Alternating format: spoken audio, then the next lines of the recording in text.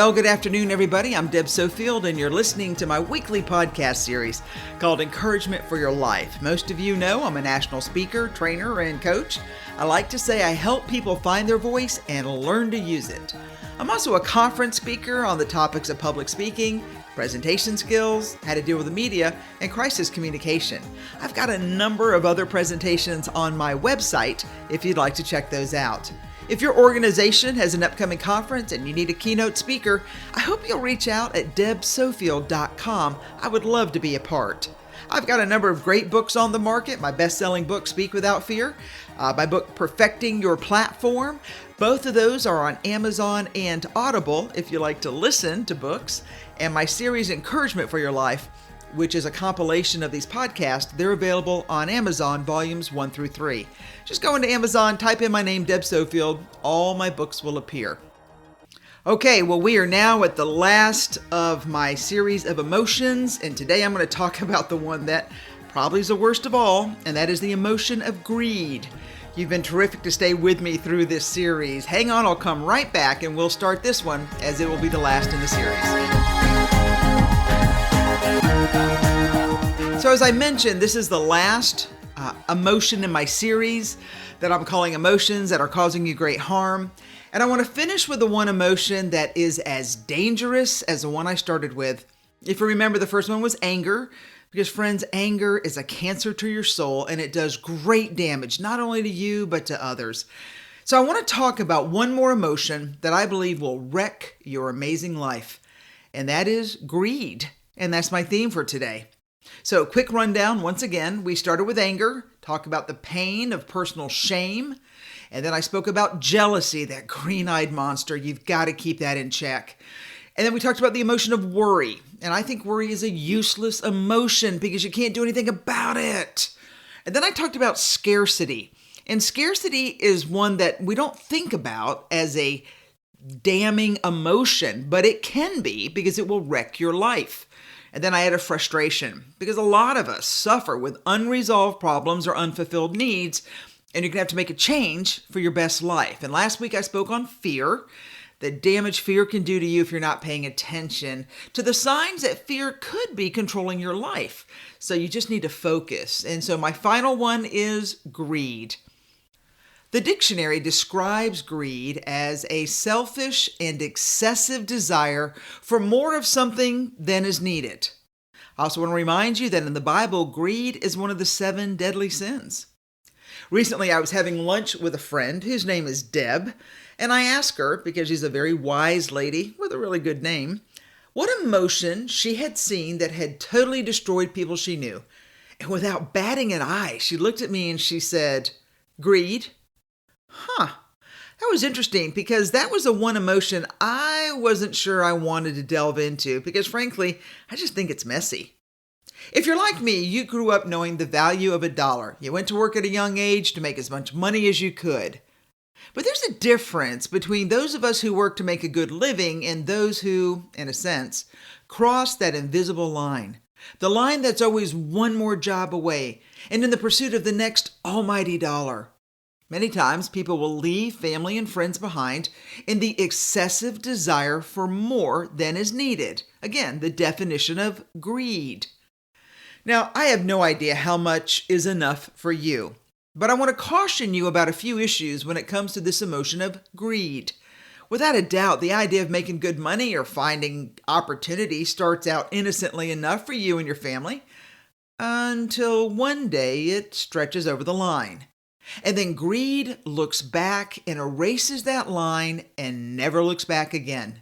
Only forward with one goal in mind, an excessive desire for more. Now, before I continue, let me stop here and ask, please give me a fair hearing today on this topic.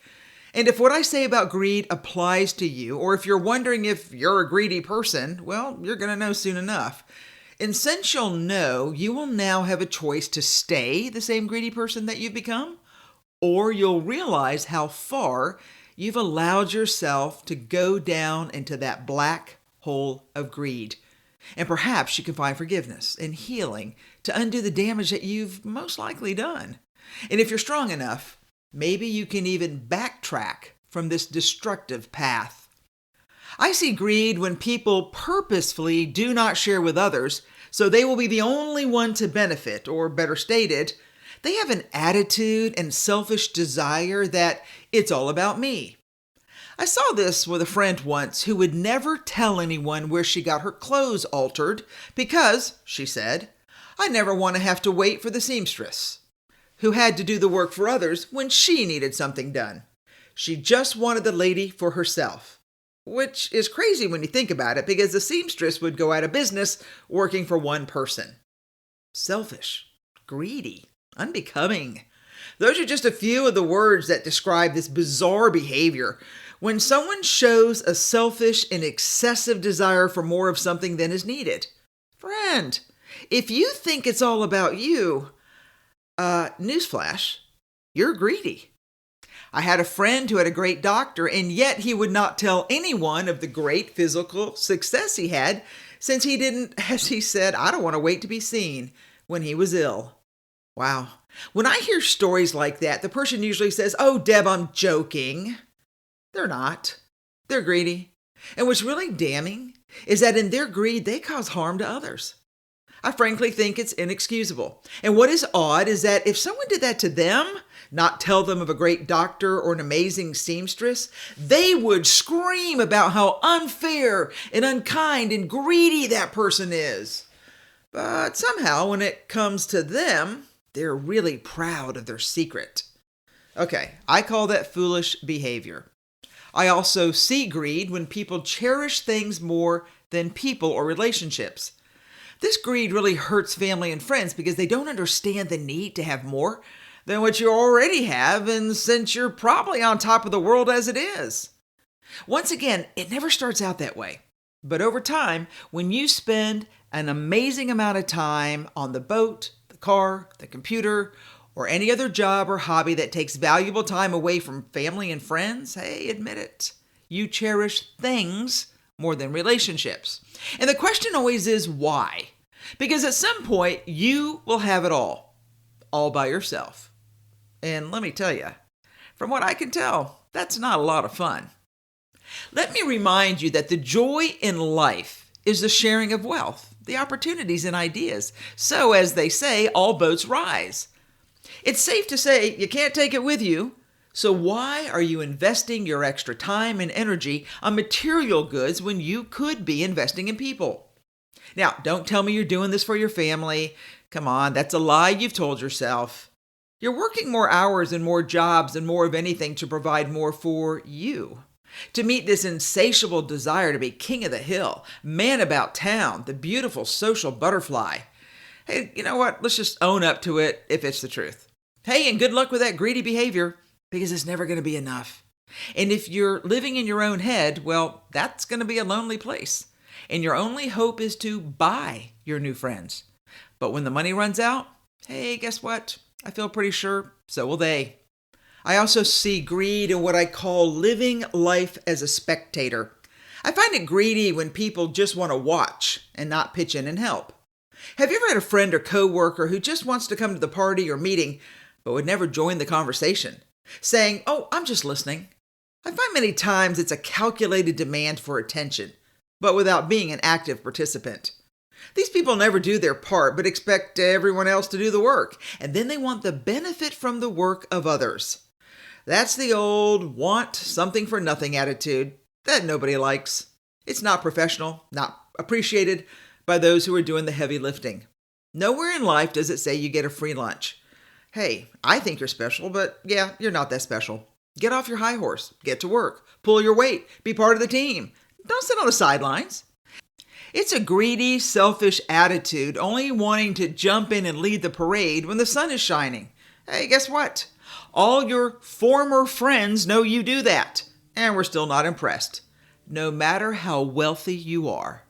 When you live a life as a spectator, all right, you're a leech. I said it out loud. You're a leech. A greedy, non-working, blood-sucking leech. Now, actually, that's a very disgusting visual. Sorry about that, but that's what you are. I hate it for you. Okay, so if any of this reminds you of you, friend, you got a problem. You're greedy, and that's ugly with a capital U. So now you have to make a choice. You can continue on your greedy path of selfishness and excessive desire for more of something than is needed, or you can make a U-turn because you're in the driver's seat. So today you got 3 choices. Starting today, you can share with others so all will benefit. You can figure out how to cherish people and relationships more than things. And you can stop living life as a spectator and join in and be part of the solution. Think about all the good you can bring to the table. I can almost guarantee you would be welcomed with open arms. The arms of friends and family who would love to have you back from the edge of your self-made disaster. Choose wisely, my friend. Your future depends on it. All right, so that finishes my series on emotions I think will wreck your life if you're not careful. And today's a hard one. Greedy people are hard. It's hard to love someone who's greedy. It's hard to be around someone who's greedy. And what's weird is they don't see it because they think they're just looking out for number one. And then one day they're going to realize they are the only one. So here's the key. I want you to do better because I know you can. And if I just wanted to bubble these ideas up in your head because I want you to see what we see.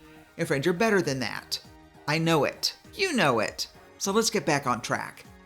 And I'll remind you again, I don't care what the world says about you. I want you to know I care about you. And I care about you because I don't want you to be a greedy person.